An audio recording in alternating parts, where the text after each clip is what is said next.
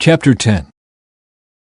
This is the account of the families of Shem, Ham, and Japheth, the three sons of Noah. Many children were born to them after the great flood. Descendants of Japheth.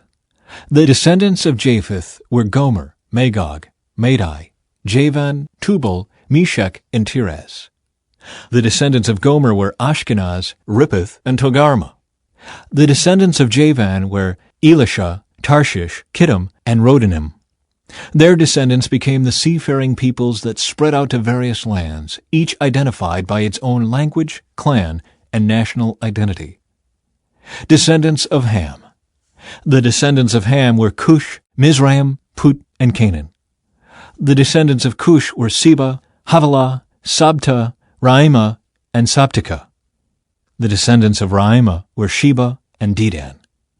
Cush was also the ancestor of Nimrod, who was the first heroic warrior on earth. Since he was the greatest hunter in the world, his name became proverbial. People would say, "This man is like Nimrod, the greatest hunter in the world. He built his kingdom in the land of Babylonia, with the cities of Babylon, Erech, Akkad, and Calneh. From there he expanded his territory to Assyria, building the cities of Nineveh, Rehoboth-ir, Calah, and Rezin, the great city located between Nineveh and Calah. Mizraim was the ancestor of the Ludites, Anamites, Lehabites, Naphthites, Pathrusites, Casluhites, and the Caphtorites, from whom the Philistines came. Canaan's oldest son was Sidon, the ancestor of the Sidonians. Canaan was also the ancestor of the Hittites, Jebusites, Amorites, Girgashites, Hivites, Archites, Sinites, Arvadites, Zamarites, and Hamathites. The Canaanite clans eventually spread out, and the territory of Canaan extended from Sidon in the north to Gerar and Gaza in the south, and east as far as Sodom, Gomorrah, Admah, and Zeboim near Lasha. These were the descendants of Ham, identified by clan, language, territory, and national identity. Descendants of Shem. Sons were also born to Shem, the older brother of Japheth.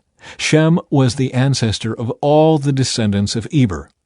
The descendants of Shem were Elam, Asher, Arphaxad, Lud, and Aram.